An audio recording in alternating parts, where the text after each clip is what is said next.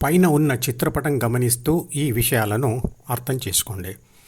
పుట్టుకతో వచ్చే బి అంటే ప్రాథమిక మనసులోని 3 బాధ్యతల కొరకు ఉన్న 6 గుణాలు ఎంత తక్కువ తీవ్రతతో ఉన్నా అవి ఆత్మకు శత్రువులే అని అంటాడు భగవద్గీతలో. అందుకే వాటిని అరిషడ్వర్గాలు అంటే శత్రువర్గాలు అన్నారు.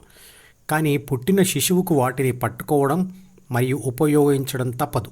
ఎందుకంటే శరీర రక్షణ, పోషణ మరియు పునరుత్పత్తి బాధ్యతలు నిర్వర్తించడంలో ప్రతి జీవికి ప్రకృతిలో ఇతర జీవుల నుండి వ్యతిరేకత ఉంటుంది.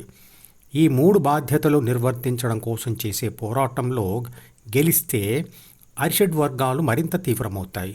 ఓడిపోతే అవి అణచబడి ఉంటాయి తప్ప పూర్తిగా పోవు. కానీ ఓటమి వలన కలిగే ధ్యాన కోరిక వల్ల ఈ 6 గుణాలు పూర్తిగా వదిలివేయబడతాయి. ఆత్మకు శత్రువైన ఈ 6 గుణాలకు శత్రువు ఎవరో వారే ఆత్మకు మిత్రులు అంటుంది భగవద్గీత.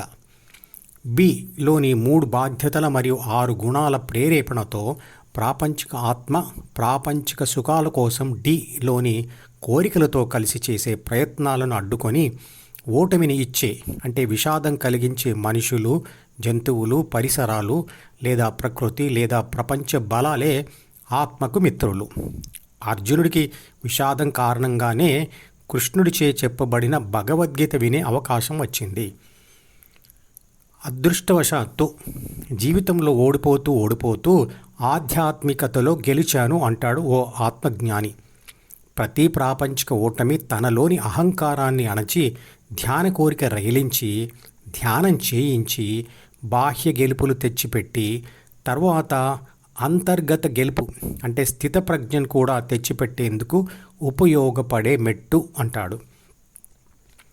స్థితప్రజ్ఞ పొందిన తర్వాత ఆ వ్యక్తి బాహ్య గెలుపులు ఎన్ని గెలిచినా కూడా అవి అతనికి అహంకారాన్ని మరియు ఆనందాన్ని ఇవ్వలేవు.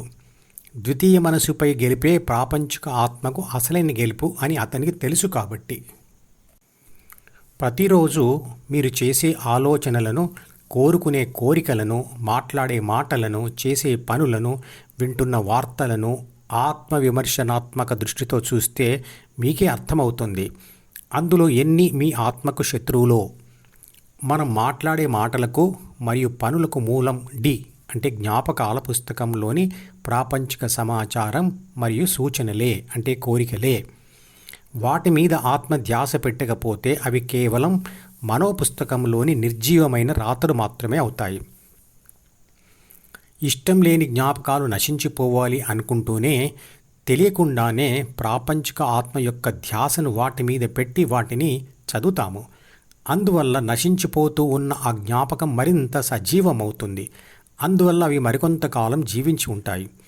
ధ్యాస పెట్టకపోతే వాడని జ్ఞాపకాలు మాడిపోతాయి. మీ చిన్ననాటి స్నేహితుల పేర్లు అన్నీ ఎందుకు గుర్తుండడం లేదు అంటే వాటిని పదే పదే చదవకపోవడం వల్ల. కంప్యూటర్లో మరియు సెల్ ఫోన్లో కూడా దాచబడిన విషయాలు బ్రతికి ఉండాలంటే మెమరీ రిఫ్రెషింగ్ అనే ఎలక్ట్రానిక్ ప్రక్రియ కూడా ఇలాగే జరుగుతుంది. కాబట్టి ధ్యానం చేస్తూ ప్రాపంచిక ఆత్మ యొక్క ధ్యాసను డిలోని విషయాలను చదవడం నుండి మళ్లించి హృదయంలో నిలబడడం వల్ల అవి నెమ్మదిగా క్షీణిస్తూ పోతాయి. ఈ ఛానల్కి సబ్స్క్రైబ్ చేస్తే మీకు మాత్రమే క్రమం తప్పకుండా అన్ని వీడియోలు చూసే అవకాశం ఉంటుంది. ఇతరులకు షేర్ చేస్తే మీ వల్ల వారికి కూడా ఈ వీడియోలు చూసే అవకాశం వస్తుంది. లైక్ చేస్తే యూట్యూబ్ మేనేజ్మెంట్ మరికొందరికి ఈ వీడియోలను చూసే అవకాశం ఇస్తుంది. మీరు సబ్స్క్రైబ్, షేర్ మరియు లైక్ కూడా చేస్తే ఎక్కువ మందికి ధ్యానం గురించి తెలిసి సనాతన ధర్మాన్ని వ్యాపింపచేసి దానిని కాపాడే ప్రయత్నం చేస్తారు. ధర్మో రక్షతి రక్షితః.